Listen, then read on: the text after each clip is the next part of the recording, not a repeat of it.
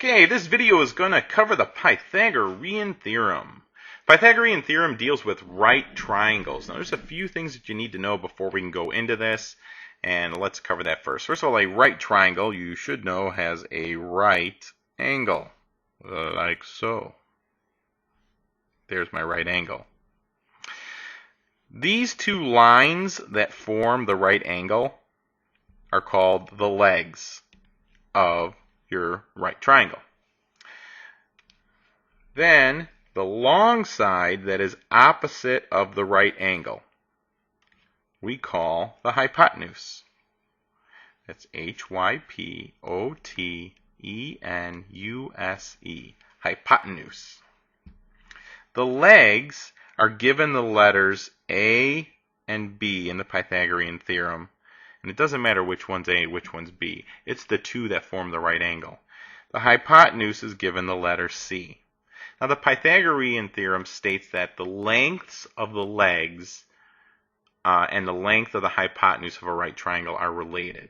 All right, well, how are they related? And this is how they're related. For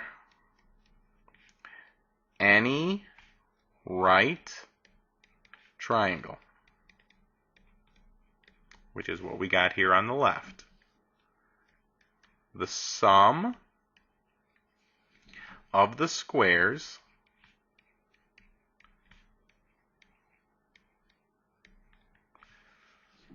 of the lengths of the legs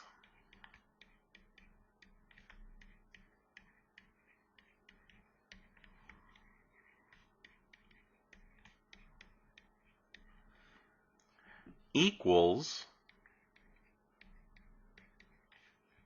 the square of the length of the hypotenuse.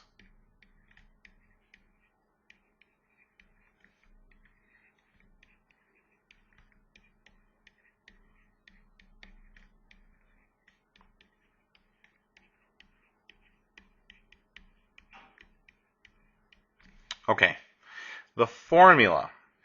Now, again, this is saying that for the sum of the squares of the lengths of the legs. Whew. All right, well, the legs here are A and B. So the squares are going to be A squared. Now, the sum of these squares of the lengths of the legs, A squared plus B squared, equals the square of the length of the hypotenuse.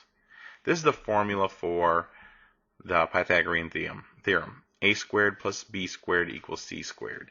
And it has to do with the sides of the triangle. So in other words, if I know what two of the lengths are of any of the sides of the triangle, I could find what the third is. Okay? Let's try this. Here I have the hypotenuse and one of the legs, and I want to find out what the length of the other leg is. In order to do this, I would say, all right, well, remember that the formula is A squared plus B squared is equal to C squared. A is what's not given to me. B is 10, so I have 10 squared is equal to 12 squared. All I do then is solve for A. Okay, so I have A squared plus 100 is equal to 144. Subtract 100 from both sides, and A squared is equal to 44. Now, when I find the square root here, I cannot do the square root of 44 and make it come out evenly. So what I'm going to do is just simplify it like we've done before. So A is going to be equal to the square root of 4 times 11. So A is equal to 2 square root 11. Okay? All right. Now, why don't you try some? Here are 3 triangles. What you could do is you can either watch me solve it all the way through. You could pause the video and try solving each one yourself. You could watch me solve 2, then pause, whatever you choose to do. You could pause me, play me, do what you want. Have fun. I'm going to solve them because for me, that's fun. Okay, so with the first one, what we're solving for is B. So A is going to be the 20, because remember, it's the two lines that form the right angle. So 20 squared plus b squared is equal to 25 squared. 20 squared is 400 plus b squared. 25 squared is 625. Subtract 400 from both sides, and I get b is equal to 225. Take the square root of both sides, and b is equal to 15. The next one, what I'm solving for is c. So I have 10 squared plus 24 squared, hopefully it didn't mess you up not having that written there, but it shouldn't have, is equal to the hypotenuse squared. 10 squared is 100, plus 24 squared, which is 576, is equal to c squared. C squared is equal to 676, and c, it takes square root of both sides, is 26. If it makes you feel better to switch this around so that what you're solving for is on the left side, it doesn't matter. You could do that. And then the last one, solving for a, I have a squared plus 12 squared is equal to 14 squared. A squared plus 144 is equal to 196. Subtract the 144, and a squared is equal to 52. Uh-oh, this is when it's not going to work out nicely when I take the square root. So I would say a is equal to the square root. 52 is, you could take up prime factorization and do 2 times 2 times 13. Or you could say 4 times 13. A is equal to 2 square root 13. Cool? All right. Now we're going to do something a little bit different. Here I have 3 numbers.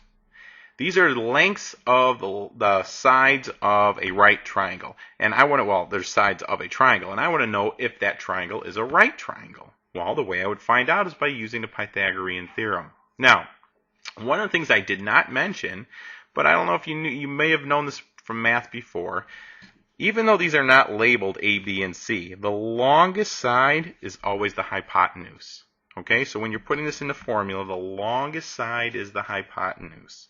So again, it doesn't matter which one here we call A and B, but the longest one is going to be C. So to check this, I would just do 8 squared plus 16 squared equal to 18 squared. And I would see if I'd get the same number on both sides. If I do, it's a right triangle. If not, it's some other kind of triangle. So 8 squared plus 16 squared, if you put that in your calculator, you get 320. 18 squared is 324. These are not equal, so your answer would be no. What I want you to do is to try this one. 11, 60, 61. There are 3 lengths. Tell me if that makes a right triangle. Pause the video and try it. Okay, hopefully you remembered that the longest side is the hypotenuse, because that'll make all the difference. 11 squared plus 60 squared should be equal to 61 squared if this is a right triangle. 11 squared plus 60 squared is 3,721. 61 squared is 3,721. And yes, we have a right triangle. Okay, that is all today except for our daily puzzler. Ding, ding, ding, ding, ding, ding. This one isn't as bad as the other one.